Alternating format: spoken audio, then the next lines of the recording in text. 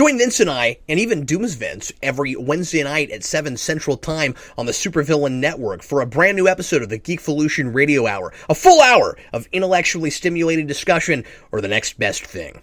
So let's talk a little bit about the Captain America Civil War trailer. I'm sure everybody's been really excited to see something from this and get more of a sense of what it's going to look like, because as Vince and I have been talking about for a long time, speculating with this movie, it sure sounds like a great idea and a thing that it's time to take that material from the comics and improve upon it. And it's a thing that people speculated for the longest time would likely be a thing that would make it into the movies. I don't think any of us expected Civil War, of all things, would come this early. And I feel the same way I do about it with Days of Future Past, where there's a part that, I'm going to sound really fanboyish when I say this, but there's a part of me that almost wants to like pinch myself because it's like I'm in a world where in a few months I'm going to see the adaptation of Civil War, and maybe it'll be a little better than like Days of Future Past was the thing I never thought I'd see, and then that ended up being like the ultimate fanfic, but in a good in a good way, the good what fans always wanted to see thing for X-Men, and now we might sort of be getting that with Marvel, just in getting one of these that does a story that I was really disappointed with and always thought should have been able to work in the comics, but also in doing one of these movies that I don't see how it looks like a formulaic superhero movie. And people have complained so hard with the Marvel movies that they all have the same kind of obligatory third act with the big action set piece at the end, with the not fully realized as much as we could villain that we defeat at the end. Winter Soldier got away from that a lot, I thought. In this movie, I don't see how it feels like typical superhero fare at all, especially now that we've seen a trailer. What do you think, Ben? I kind of question when he, like, in the thing, Thunderbolt Ross says, or at least I presume that Thunderbolt Ross, if I recall correctly, says that they see him as a vigilante. And is that who that's supposed to be? I think that's who that is. Okay. And he says that, and like, well, it's time to finally bring something back from the Incredible Hulk movie. That's been kind of the odd man out this whole time. What thing has Captain America been doing in the movies, at least? I presume he's probably been doing stuff outside of the movies, that's why they're saying he's a vigilante. But what has he been doing in the movies that Iron Man has not also been doing in the movies? I had the same question, and this is the tough thing about talking about a trailer. We just gotta see the thing. Yeah. We can't start criticizing it yet for that. But yeah, maybe it opens with some of that stuff that he's going to be doing. Well, the big question for me is how much time has passed between Age of Ultron and this, and what Captain America has been doing that whole time. Because the thing is, the last time we saw him outside of the Avengers, he was with S.H.I.E.L.D. and then on the run, and then taking down Hydra inside of S.H.I.E.L.D. So he's not a government institution anymore. He's kind of rogue. And once, well, if he's... He's definitely not Wolverine. But we're actually going to talk about Rogue. He's Xavier. But he's got an Xavier on him. Yeah. Wow. He went Dazzler.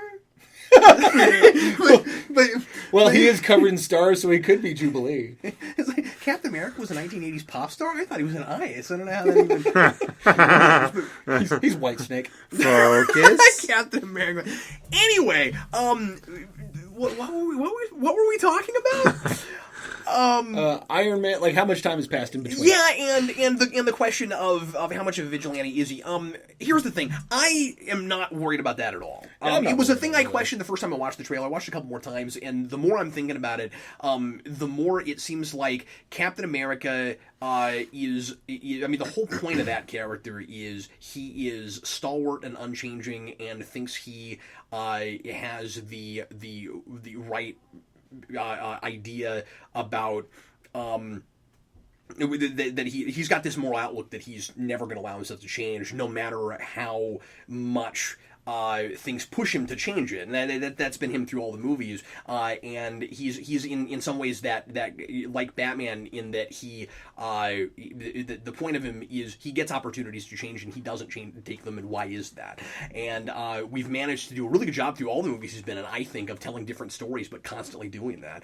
And if that is what he has continued to do, and of course it must be, then after what happens with Age of Ultron, this is a guy who is not with the government anymore, but is continuing to do what he thinks is right. And so, unsanctioned by them, and with his abilities, and with what he knows, they're queasy because Bucky's around.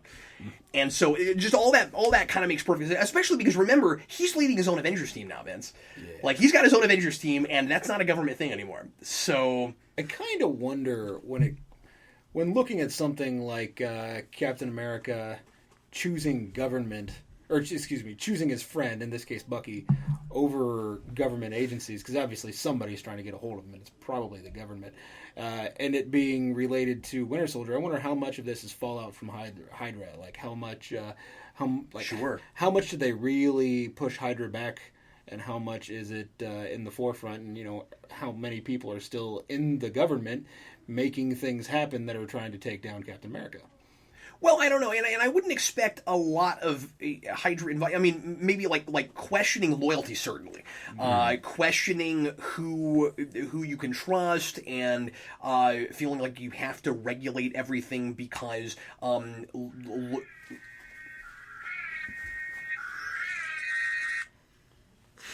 feeling like you have to regulate everything because we just occasionally put in a Ghostbuster sound effect. That's Sorry, time up. Because we're scared. Listen. Do you smell something? Anyway, because Who are you gonna call?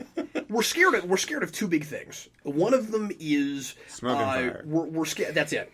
That's the thing, we're scared of two big things. It's kind of interesting putting them together and then trying to solve this with government legislation, because one of the thing, and it's impossible to talk about this stuff anymore without it getting political because they're political movies. Yeah. One of them is we're afraid of who we can trust in the government. The other is, of course, we're afraid of powerful people who are allegedly trying to do the right thing and save us, and outside of the government, but we're afraid of them too, because we just had the Hydra thing with Winter Soldier, but then we also just had Iron Man create a supervillain, and it does seem very much like it's going to go to the direction we figured it when we were speculating about this before events, that Iron Man is going to is probably, and I would be surprised if we didn't bring this up, going to the side of we need to regulate vigilantes and superheroes because we can't let what I did happen again. Yeah. Here's the other thing, is that people are inherently afraid of many things in which they cannot control. Right. So if they can't control these guys, what's to say they have control on anything else?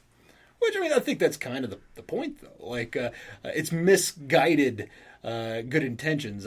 I'm going to put into effect something that is imperfect to take care of things that are imperfect, because I feel like this is the best course of action. We need regulation. Right. Yeah. And that's the whole moral quandary. And I don't want to get stuck too much in just like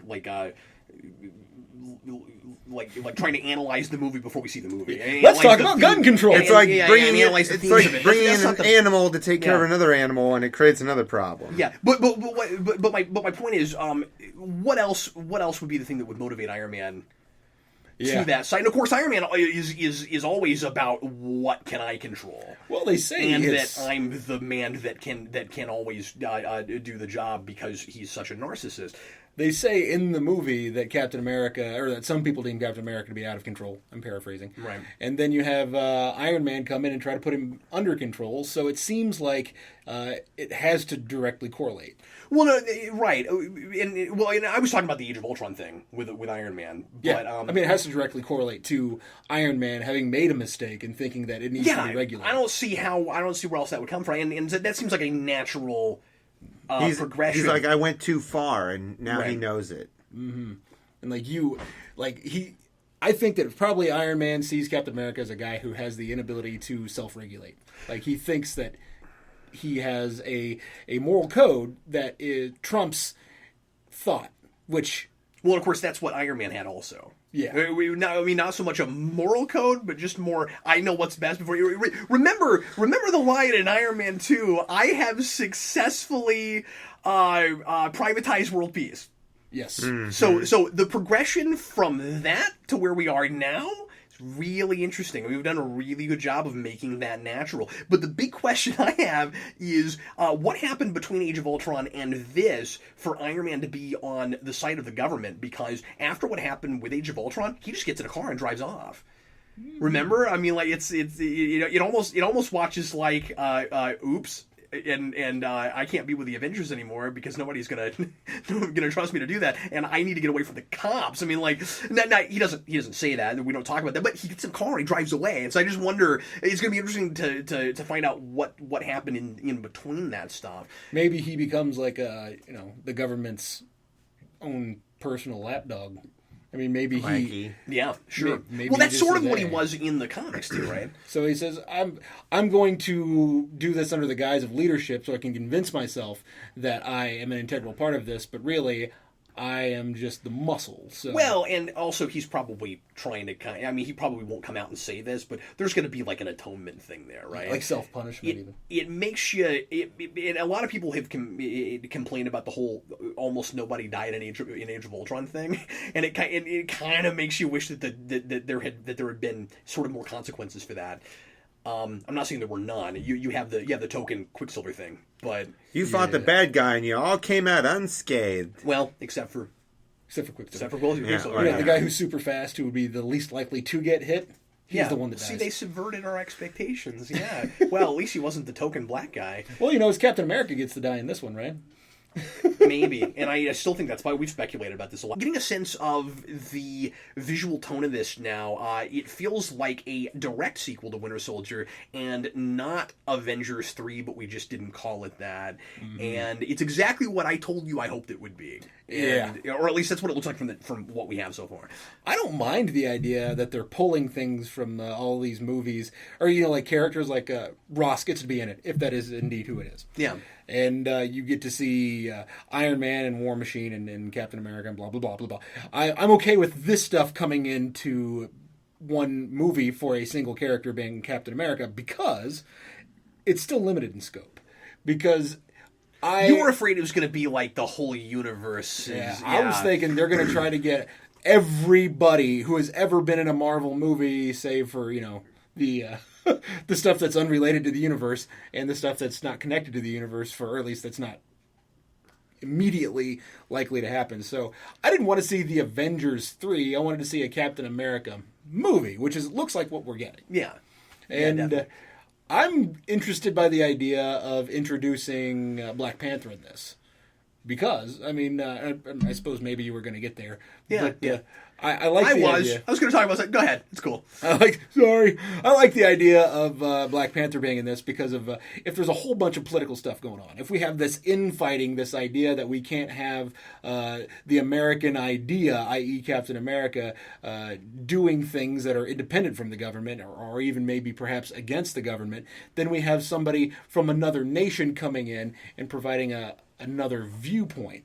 So choosing sides would maybe be difficult, or choosing sides would maybe be too easy for him. Well, it's funny that you mentioned limiting scope, because on the other hand, we do kind of need to get a sense at this point of how the world is viewing superheroes and people with superpowers, right? I mean, like, this is exactly the time to bring in something like Wakanda, both because even though the Avengers was... It's kind of funny because we've basically been in New York or in space so far with the Marvel movies, and even the TV shows, with the exception of Agents of S.H.I.E.L.D., Germany, which goes all over the world. But I'm talking about present day stuff though, where as far as how superheroes have been affecting we've gotten to see New York, and then we got to see some people out in space, and so this is definitely the right time to deal with that. So like what's the climate? How do people at large feel? Because Avengers, you had a big space invasion in New York, and it was all kind of isolated to that one place, but it would affect everybody. So even though, I like that it looks like we might get a balance of that, Vince, that you'd have that limited scope in making it about these characters, civil war between friends before nations, but then also the nation. So you have this. So the stakes are very big, but we care because it's about these two people with opposing viewpoints that represent nations. And I think that's what the comics were kind of trying to do with it, but the problem was that having to be a big, giant, massive crossover event. Maybe this is the reason this is the right time to do it, because we don't have too many characters to throw in yet. I wouldn't even be necessarily surprised. And I'm saying that with the sheer number of... There are a lot of characters in this movie, but yeah, I'm sorry, go ahead.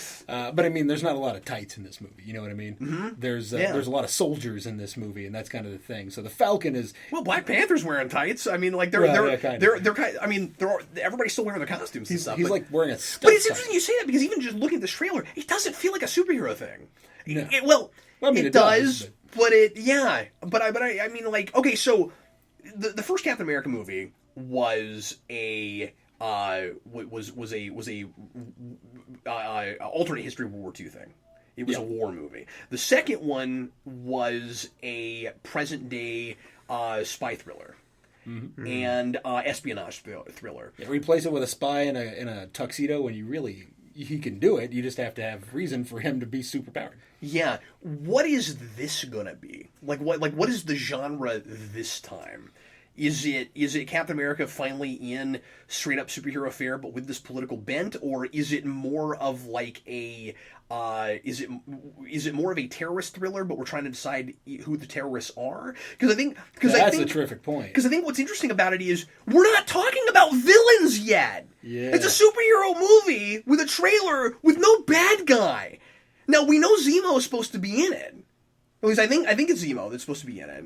Because there's been complaints. I was watching that trailer trying to find Zemo. That's the guy with the purple mask, right? And I was, yes. Okay, well... I was finding Zemo. I'm swimming around the ocean looking for this guy. Can I ask you a question really quick? Yeah. I've been wondering this for a while. Yes. In the comics or in all of the lore in all of this, does... every character you saw in the trailer in the comics has died at least once. No, well, yes. That's a given. No. That's a given. Has they ever put Steve Rogers in space in the Iron Man suit for a character called Iron American or something? Well, there is Iron Patriot. I want to say, was that Steve Rogers? No, but there is an Iron. But has Steve Rogers ever put on an Iron Man suit? In the Iron Man suit, because I can imagine if he's doing stuff like we saw in this trailer. What if he had the Iron Man suit? Listeners, he's got Google some it for us. power. With just the material we have here in the movies, not to mention comimes, the thematic implications of seeing Captain America in an Iron Man suit would be absolutely fascinating. I don't know how in the world you would naturally contrive that situation.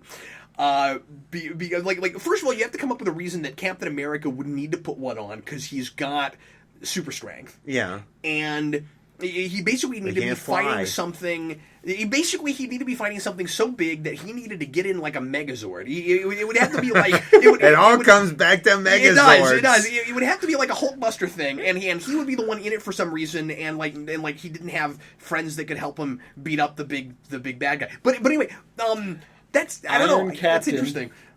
Because Spider-Man has director of his shield. I like the name Iron American. That's though. Awesome. I'm TMing that right now. Well, I'm sure, and Brandon not being big into comics, these are characters that have existed for so long and have been in so many different things. It's possible, that right? It's almost a surefire bet. But what I was going to say is you've also got a lot of alternate universe versions of things, and there probably is some alternate universe thing where there's a Captain America in an Iron Man. Anyway, Superman was Batman for a while. So we died. Not in Elseworlds. Yeah, thing. Elseworlds. Yeah, that's what I meant. I don't know why I said for a while. I mean, once upon a time. Yeah, because I'm sorry. That implies status quo when you say when you say for a while. For a while, I had nose hair. But no, it's always growing. I mean, Brandon, I'm sure we wouldn't. We're digressing. I'm sure we wouldn't see that kind of thing. But it would be an interesting thing to do just because of the thematic implications of these two completely polar opposite viewpoints, and where the money for that came from, and how Captain America feels about Iron Man's very self important kind of view of the world. It's all about him before it's about anything else, and that kind of thing. It would almost feel for that character, especially right now the way they feel about each other, be like a really perverse thing for him to put on an Iron Man armor. But anyway, okay, Maybe so he's trying to pick a fight.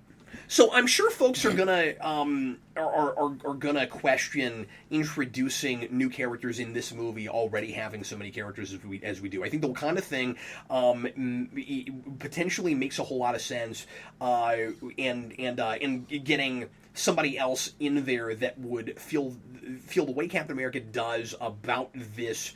About the situation, about whether or not superheroes should have to answer to the government, but for kind of different reasons than he would, and so that's cool. But if that's where it sure looks like he's on his side, but but I also could see the concern that there might not be enough room to be introducing new characters like that. That is concerning.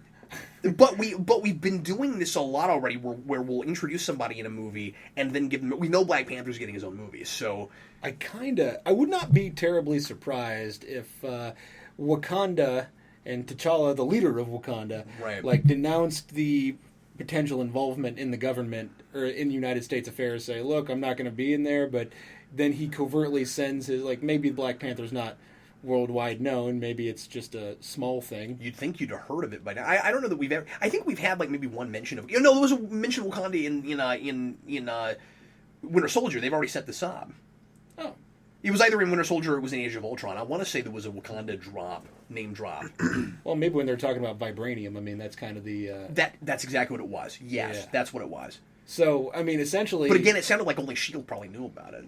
Yeah, so I mean, maybe the American government doesn't necessarily know about Black Panther; they just know about Wakanda. Or yeah, and I don't know if the general public even knows about either of those things. But Maybe the Black Panther's a legend, and they essentially that's Wakanda based, and they send him out to fight. That's on awesome. Captain America's side, so that you can have this covert other involvement within the American affairs. So. It's almost very American-y. We're not really going to be... American. I like it. Mary. But, so, it's almost interesting to kind of superimpose some of this involvement in other countries that people question as to whether or not it's a good idea. Yeah, I mean, we have gotten, as I said, into a lot of political commentary with these things, and playing both sides of a lot of issues, especially as we can't help but bring up when we talk about this stuff, safety versus freedom, and this ends up being a thing that finally gets away from just that idea and becomes more about whose hands power should be in and what authority means. And I like that we did the Hydra thing right. That we did that a couple of years ago to set this up. That we have destroyed this. This major authority that was dealing with these kinds of supernatural affairs. So there's a reason that that people with superpowers would feel the need to step up and fill a void, right? Yeah. It's enough to make me kind of wish that the Agents of S.H.I.E.L.D. show wasn't even a thing, just because like there should almost be no S.H.I.E.L.D. at all at this point in dealing with those kinds of ideas. By the way, we were talking earlier about Hydra. The reason I wouldn't expect Hydra to be a big thing in this is because Agents of S.H.I.E.L.D. has been running with them and has been allowed to tell us what their backstory is, and they've made it predate Red Skull, and they've made it and they've intertwined it with Inhumans, which I don't like at all. And it has been very clear that the folks making the movies and the folks making the S.H.I.E.L.D. TV show are really separate. And the Netflix shows look like they're going to matter more. But that thing, it just seems like people aren't really paying attention to that. And so isn't that a recipe for divergent timelines? Yeah, or just making continuity mistakes. Yeah, but, exactly. But the thing is, since they're allowing S.H.I.E.L.D. to go that far off in left field with the mythology of Hydra, I don't expect Hydra to hardly matter in the movies ever again. That sucks. But you see what I'm saying then. Yeah. Well, I mean, when I hear Baron Zemo is going to be in it. I kind of wonder what he's a baron of. Well, yeah, sure. I mean, like maybe you might get like ripples of the old Hydra and stuff like that. But like what Hydra currently is, they're not gonna deal with because it's mostly spearheaded by this character in Shield and like Hydra's a different thing now, and it's a low level TV thing at this point. But I don't know. I could be wrong. I mean, we'll see.